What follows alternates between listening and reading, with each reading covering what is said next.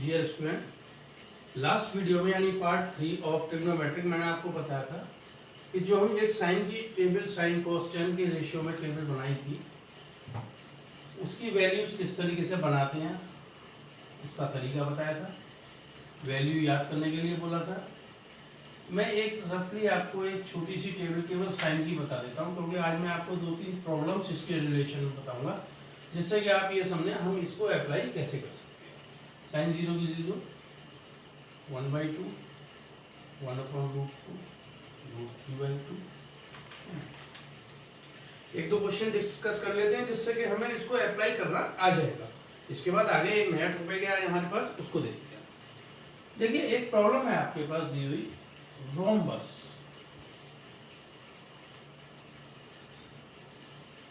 चल में आपको एक रोम्बस दिया हुआ है। इस रोम्बस की साइड आपको दी हुई है 20 सेंटीमीटर ईच। हम जानते हैं रोम्बस एक ऐसा कोऑर्डिनेटर होता है जिसकी सारी साइड बराबर होती है और इसके डायगोनल आपस में परपेंडिकुलर बाइसेक्ट करते हैं एक दूसरे को, ठीक है। और डायगोनल्स की दोनों की वैल्यूज अलग अलग होती हैं। तो ये क्वेश्चन इस तरीके से है कि एक 20 सेंटीमीटर साइड वाला रोम्बस है। इस रोम्बस का जो ये एंगल दिया हुआ है ये 60 डिग्री दिया हुआ है। तो रोम्बस के जो डायगोनल होते हैं ये भी एंगल को बाइसेक्ट करते हैं, तो इसका मतलब ये एंगल 30 डिग्री हो जाएगा। आपको वैल्यू निकालनी है AC एंड BD, यानी you have to evaluate the value of both diagonals of this rhombus. How can you find it? मैं बताता हूं। ये डायग्राम समझ में आ गया। 20 सेंटीमीटर ये सभी होंगी। हम एक छोटा सा एंगल ट्राइंगल इसमें कंसीडर करते हैं OAB। In triangle OAB angle इसको मानते हैं तो एडजेसेंट साइड इसकी बेस हो गई, ये हाइपोटेनियस हो गया, फ्रंट साइड इसकी परपेंडिकुलर हो गई। अगर आप BD निकालना चाहते हैं तो आपको परपेंडिकुलर अपॉन हाइपोटेनियस वाला रेशियो लेना पड़ेगा जो कि साइन का होता है। तो sine 30 degree equal to OB upon AB। OB find out करना है, AB की वैल्यू 20 दी हुई है। साइन 30 की वैल्यू अगर उधर निकाल डालें आप तो 1/2 हो जाएगी। It means OB equal to 10 centimetre. अगर OB 10 है तो BD कितना हुआ? Just double, means 20 centimetre. Clear हो गया। इसी तरीके से आपको AC निकालना है तो OA निकाल लीजिए। OA 30 डिग्री के लिए बेस का काम करेगा, यानी यहाँ cos का रेशियो लेना चाहिए हमें। cos 30 degree equal to OA upon AB। cos 30 का मतलब sin 60 की वैल्यू को अगर इधर हम रिवर्स ऑर्डर में लिखते हैं 1√3/2 1/√2 1/2 और 0 बताया था ना आपको कि अगर cos का निकालना हो तो इसी को रिवर्स कर दीजिए ऑर्डर। तो यानी cos 30 की वैल्यू यहाँ आएगी जो कि √3/2 होगी। √3/2। OA फाइंड आउट करना है, AB 20 दिया हुआ है, OA की value 10 times 10√3। It means OA अगर 10√3 है तो AC 2 टाइम्स ऑफ OA 20√। आपकी ये दोनों डायगोनल फाइंड आउट हो गए। ये सिंपल यूज था इसका। एक क्वेश्चन और ले लेते हैं जिससे कि थोड़ा प्रैक्टिस हो जाए। फिर अपना एक नया टॉपिक आज लेंगे कॉम्प्लीमेंट्री एंगल्स। और कॉम्प्लीमेंट्री एंगल में sine cos theta tan theta इन सब के लिए हम यूज करेंगे कि कॉम्प्लीमेंट्री एंगल की एप्लीकेशन को हम इसमें किस तरीके से यूज करते हैं। देखिए एक क्वेश्चन में आपको बताता हूं।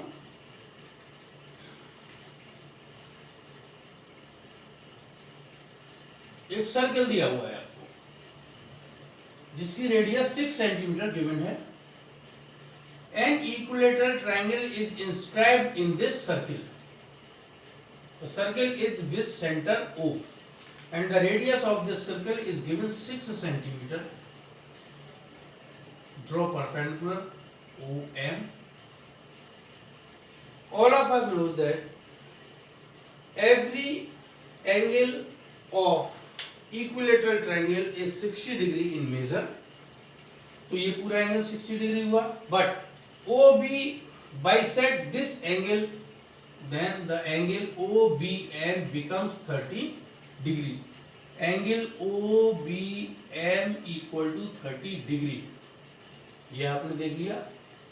फाइंड आउट क्या करना है, ये लिख देता हूं, ए बी बी सी सी ए। आप किसी एक को फाइंड कर लीजिए, इक्विलेटरल ट्रायंगल है, तीनों बराबर होंगी। तो हम बी एम को फाइंड आउट करते हैं। हम ये जानते हैं कि इक्विलेटरल ट्रायंगल अगर आप इसको इससे मिला देंगे तो देखिए ओ बी ओ सी बराबर हो गए, यानी ओ बी सी एक आइसोसेलेस ट्रायंगल हो गया। आइसोसेलेस ट्रायंगल में अगर वर्टेक्स से परपेंडिकुलर डाला जाता है तो वो भी बाइसेक्ट करता है। It means B M is half of B C. अगर आपने बी एम फाइंड आउट कर लिया तो बी सी फाइंड आउट आप कर लेंगे। ये कैसे करेंगे, इस ओ बी एम ट्रायंगल में देखिए ओ बी एम आपको ये लेनी है, इस एंगल के लिए बेस हो गया, यानी बेस का मतलब कॉस, एंगल 30 है तो cos 30 degree equal to B M upon O B, because O B is hypotenuse. क्यों? क्योंकि हमने ये परपेंडिकुलर डाला था।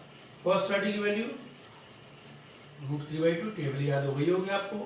बी एम की वैल्यू हमें फाइंड आउट करनी है, पता नहीं है बी एम की वैल्यू है कितनी, अपॉन ओ बी 6 समझ दिया, 2 से ये 3 टाइम्स कर दिया। पी एम की value 3/3 B M, then B C, what B C, just 2 times of B M 6√3। अगर बी सी की वैल्यू 6√3 है तो ए बी और ए सी इन दोनों की वैल्यू भी 6√3 ही होगी। तो इस तरीके से हमने आज एक एग्जाम्पल ये देखा, अगर कोई सर्किल है जिसके अंदर एक इक्विलेटरल ट्रायंगल इंस्क्राइब्ड है, इक्विलेटरल ट्रायंगल है तो उसकी तीनों साइड बराबर होंगी, सर्किल की रेडियस 6 सेंटीमीटर दी हुई है, 60 डिग्री एंगल होता है, ये हम जानते हैं इक्विलेटरल ट्रायंगल में। तो ओ बी बाइसेक्ट करेगा, 30 डिग्री हो जाएगा। ओ बी एम एक ट्रायंगल लेंगे जिसमें कॉस का रेशियो लगा के B M upon O B से हम बी एम की वैल्यू फाइंड आउट करेंगे, तो बी सी निकालने के लिए उसको जस्ट डबल कर देंगे। ठीक है, मैं करता हूं। अब मैं आप एक नया टॉपिक शुरू करता हूं।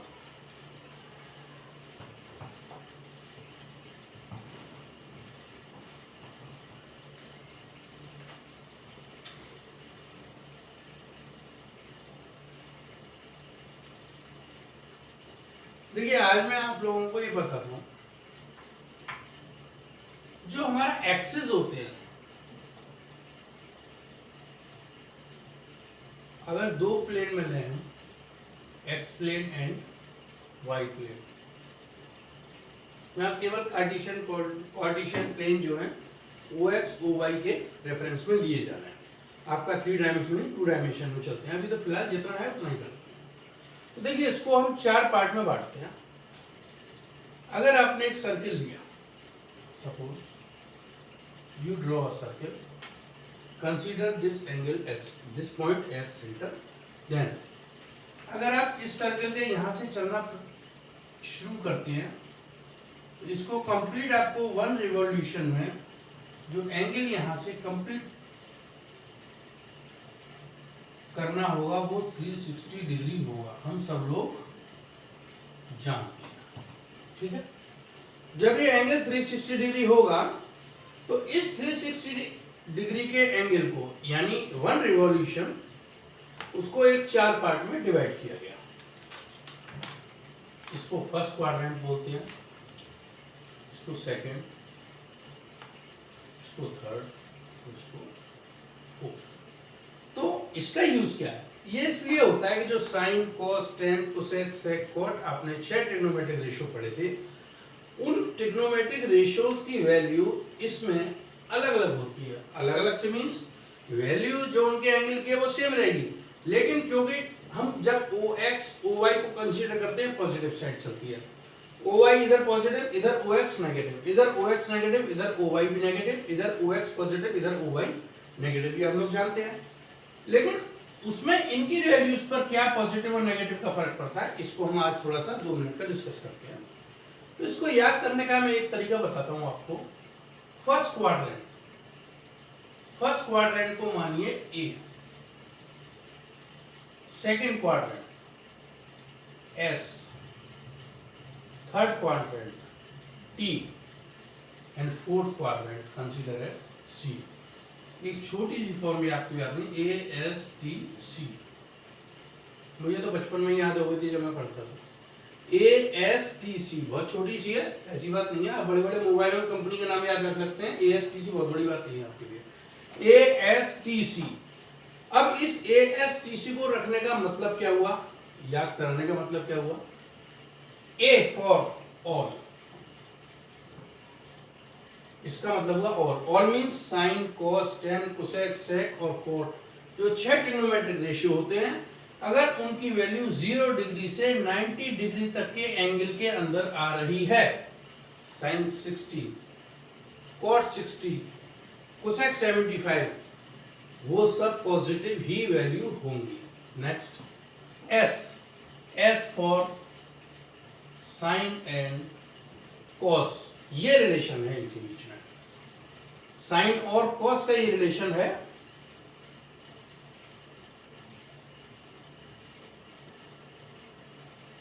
ये cosec, sine cosec, all sine cosec T, T for tan and cot and last cos and sec, all sine cos, शायद पहले साइन कोस बोल गया था मैं, sine cosec sorry, tan cot and cos sec. इसके अंदर साइन और cosec की जो वैल्यूज होंगी वो पॉजिटिव होंगी। ये कहां से? 90 डिग्री से 180 डिग्री। मान लीजिए आपको साइन 135 की वैल्यू निकालनी है, तो जो भी वैल्यू आएगी वो मैं बताऊंगा कैसे आएगी, कितनी आएगी, लेकिन पहले आपको ये कंसीडर करना है कि वो पॉजिटिव ही आएगी। कोसेक की वैल्यू होगी विद इन 180 फ्रॉम 90, पॉजिटिव आएगी। इसी तरीके से इसमें चलते हैं 180 टू 270, 180 डिग्री टू 270 डिग्री, इसमें इन दोनों की जो वैल्यूज होंगी, टेन की और कॉट की, ये सब पॉजिटिव होंगी इनकी वैल्यू। फोर्थ क्वाड्रेंट 270, 270 टू 360, जब आप 0 से शुरू करते हैं और फाइनल स्टेप पे 360 में पहुंचते हैं, तो वो जो पूरा एक रिवॉल्यूशन होता है 360 डिग्री का हो जाता है। उसमें जो 270 से 360 यानी फोर्थ क्वाड्रेंट के अंदर कॉस और सेक की वैल्यू पॉजिटिव होती है। ये एक छोटा सा था, A S T C, all trigonometric ratios are positive, sine cosec are positive, tan cot are positive, cos और सेक आर पॉजिटिव। इसका जब आपको डिस्क्रिप्शन बड़े, इसको ब्रीफ में अभी समझाया मैंने केवल इसलिए कि आप एएसटीसी की टर्म को याद रख लीजिए, क्योंकि केवल एक फर्स्ट क्वाड्रेंट का आपका यूज है, तो आज मैं उसको बताना चाह रहा था, तो उसके लिए मैंने शुरू में इंट्रोडक्शन दिया केवल, ये इसको ज़्यादा सीरियसली लेने की अभी जरूरत नहीं है। अब फर्स्ट क्वाड्रेंट क्या होता है? ठीक है, फर्स्ट क्वाड्रेंट आपका, अब मैं केवल फर्स्ट क्वाड्रेंट ड्रॉ करता हूं, 0 डिग्री से 90 डिग्री तक की बात हो रही है। ये ओरिजिन है, ये एक्स एक्सिस है, ये वाई एक्सिस है।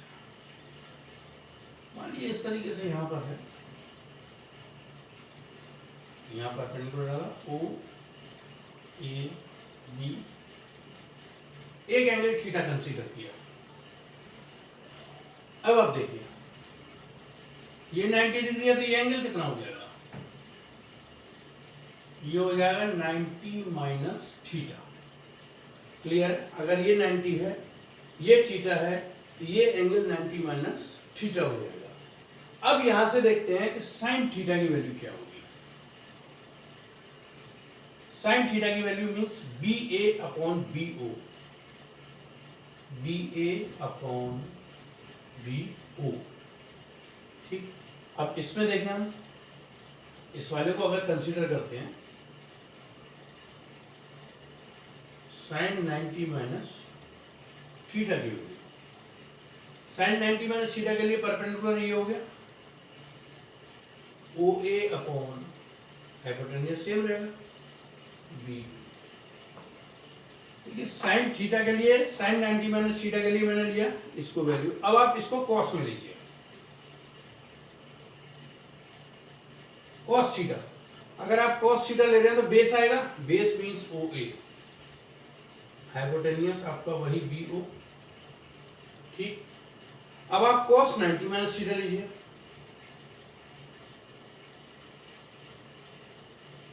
cos 90 माइनस थीटा के लिए ये परपेंडिकुलर बेस ये होगा यानी BA, बेस अपॉन हाइपोटेनियस यानी BO। अब मैंने अभी आपको केवल ये चार बताए,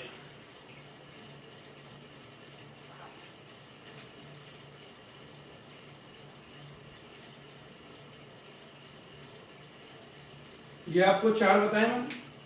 आप इसमें जरा थोड़ा सा देखिए, साइन थीटा की वैल्यू BA अपॉन BO है क्या? कहीं और इन चारों में BA अपॉन BO का रेशियो आपको दिख रहा है? Yes, this ratio is equal to BA upon BO and the value of BA upon BO in this ratio is cos 90 minus theta. Here sin theta equal to BA upon BO, it means sin theta equal to cos 90 minus theta होता है। ये है कि ये क्यों होता है ऐसा, हमें पढ़ा दिया जाता है, पढ़ने के लिए कहा जाता है, आपसे कहा जाता है बेटा इसको याद रख लो, sin 90 minus theta cos theta, cos 90 minus theta sin theta. But ये भी तो बताना है हमें कि आपको ये आता कहाँ से है। भाई ये ट्रायंगल हम जानते हैं, बड़े आराम से कर लेंगे, अगर आप 2 मिनट का समय देंगे और इसको कर लेंगे तो आपके अंदर एक कॉन्फिडेंस आएगा कि आखिर ये आया, मैंने इसका ओरिजिन पता लगाया कि ये क्यों होता है, मेरे अंदर ये जिज्ञासा होनी चाहिए। अगर सीखना है तो आपको जिज्ञासा लेनी पड़ेगी। Next, sin 90 minus theta OA upon BO है, इधर cos थीटा भी OA अपॉन BO है। इसका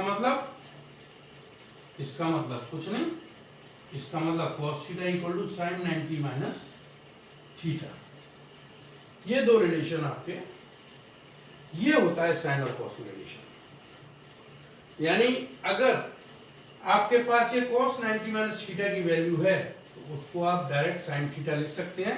कैसे लिख सकते हैं ये मैं क्वेश्चन में बताऊंगा, अभी आपको 2-3 क्वेश्चन कराऊंगा, सब क्लियर हो जाएगा। आप इसको याद कीजिए, अब cos 90 minus theta sin theta होता है, sin 90 minus theta cos theta होता है। इसी तरीके से अगर आप और भी प्रूफ करना चाहें वो कर लीजिएगा, उसमें समय बिगड़ेगा, कोई फायदा नहीं है। tan theta equal to cot, मैं शॉर्ट में भी बता दूंगा आपको बोर्ड पर, cot theta equal to tan। Actually कुछ ये भी होना चाहिए कि अगर सर ने ये बताया तो अब इसके आगे के कैसे होते हैं हम भी देखें। चलिए मैं बताता हूँ, कोई बात। tan theta equal to AB upon OA और cot theta equal to OA upon AB होगा। इसके बाद जब आप tan 90 माइनस थीटा लेंगे तो दिस अपॉन दिस, और cot 90 माइनस थीटा लेंगे तो दिस अपॉन दिस। इसी तरीके से जब आप चार वैल्यू रखेंगे तो आप ये देखेंगे कि चार रेशो में एक रेशो tan 90 माइनस थीटा का cot थीटा के बराबर है, एक रेशो cot 90 माइनस थीटा का tan थीटा के बराबर है। तो ये भी रिलेशन आ जाएगा। Same here sec theta cosec theta के साथ भी होगा। ये क्लियर है, इसमें कोई ऐसी चीज नहीं थी। मेरा मोटिव केवल इतना था कि मैं बच्चों को ये बता सकूं कि अगर फॉर्मूला आता है, और ये मेरा आगे तक रहेगा, अगर कोई भी फॉर्मूला आपकी बुक में है तो आप मुझसे कमेंट में ये करके देंगे सर कि ये फॉर्मूला कहाँ से आया, how can we prove this, तो मैं आपको बताऊंगा, उसका पूरा डिटेल बताऊंगा। उसी में तो पढ़ने का आनंद है। केवल रट लिया फॉर्मूले आप कितने रटेंगे, और जब आप इसको प्रैक्टिस में करेंगे तो रट अपने हट जाते हैं। लेकिन हमें ये पता होना चाहिए कि अगर किसी ने पूछ दिया बेटा तुम जानते तो इतना, होशियार तो इतना, ये बताओगे कि ये कैसे आ गया, आपकी बत्ती गुल, वो नहीं होना चाहिए। ठीक है, कोशिश किया करो कि चीज को सीखो, रटो मत, सीखो। मैथ तो वैसे भी सीखने की चीज है, पूरी जिंदगी काम आता है मैथ, आदमी गुणा भाग में लगा रहता है जिंदगी भर। इसको आप आगे के लिए अपने लिए आपको यूज करना है इसको, कि मैं फॉर्मूला कैसे आया, कहाँ से आया। मैं 2-3 क्वेश्चन शॉर्ट में लूंगा आपके, जिससे कि जल्दी आपको क्वेश्चंस के बारे में नॉलेज हो जाए। तो छोटे छोटे जो क्वेश्चन है आपके पास, चलिए मैं लिखता हूँ। cot 12 degree, cot 30 degree,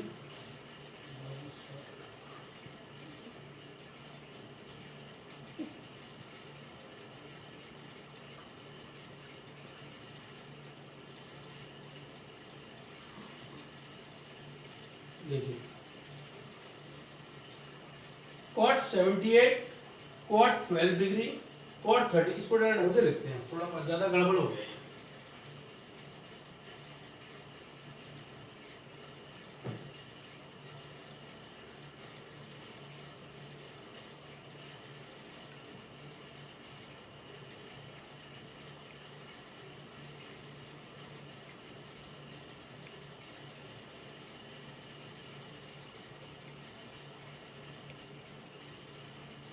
cot 52 degree, cot 60 degree, cot 78 degree, cot 38 degree and cot 12 degree.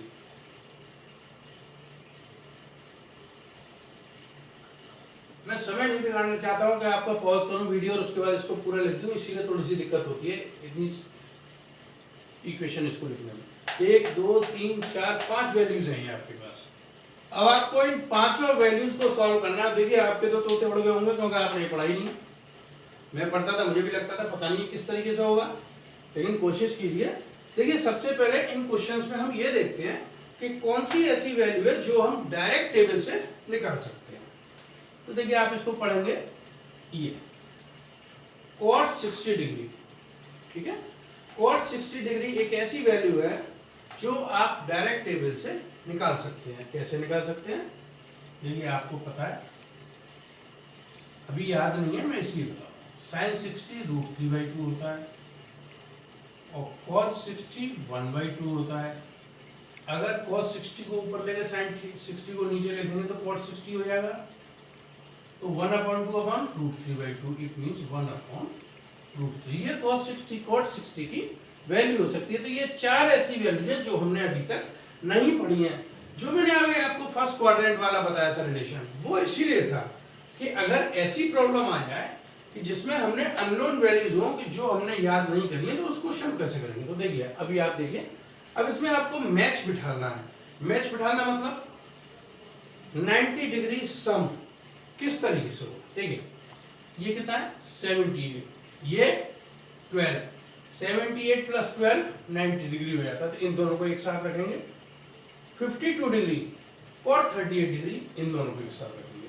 देखिए कोई प्रॉब्लम नहीं है, आप 2 बार 3 बार सब सीख जाएंगे, कहीं कोई समस्या नहीं। cot 52 degree, cot 38 degree, okay. Next cot 78 degree, cot 12 degree. और देखिए ये मैंने आपको बताया था cot 60 डिग्री की वैल्यू 1/√3 आप यहाँ रख दीजिए, ठीक। अब यहाँ आते हैं, देखिए मैंने आपको बताया था cot 90 - थीटा =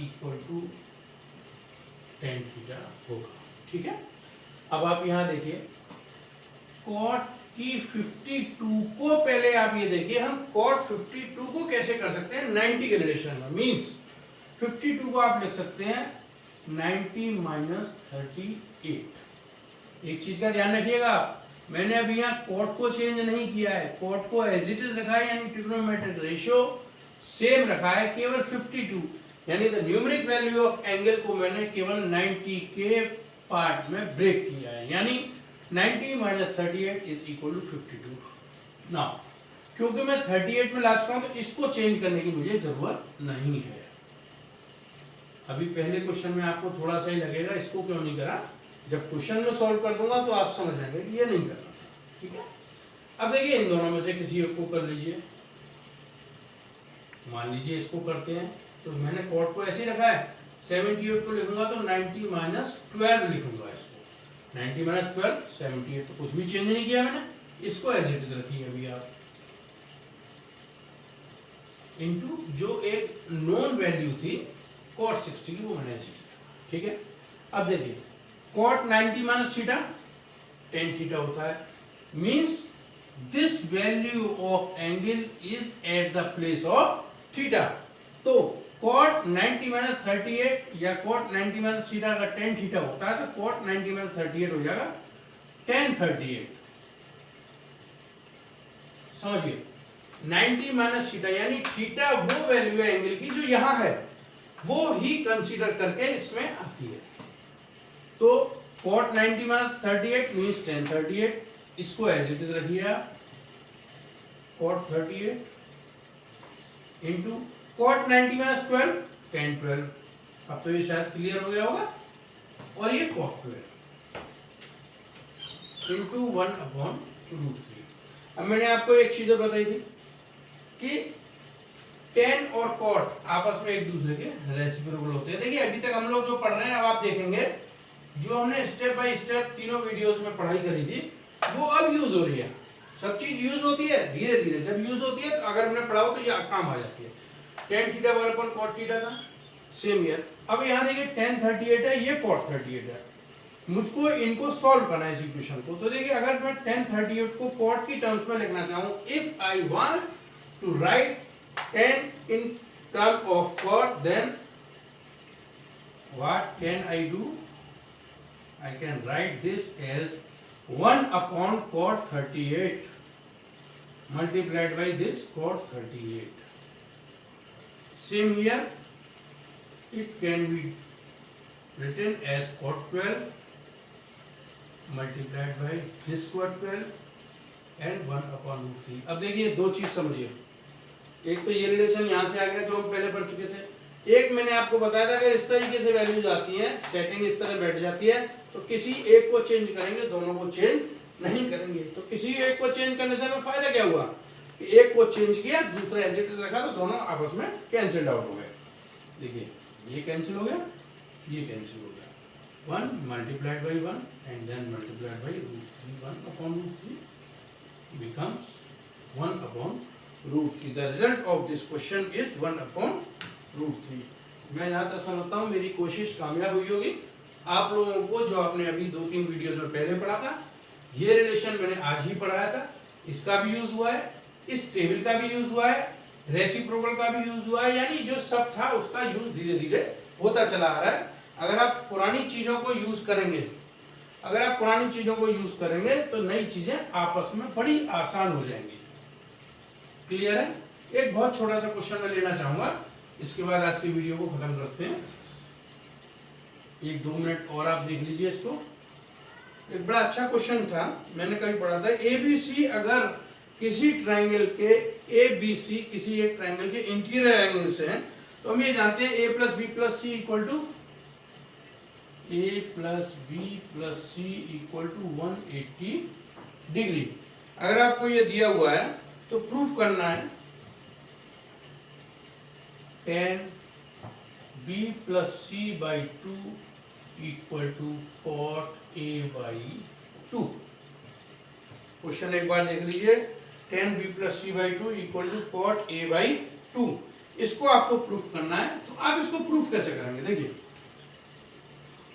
यही चीज यूज होगी जो आज मैंने आपको फर्स्ट क्वाड्रेंट में बताई थी, सब धीरे धीरे यूज हो जाएगा।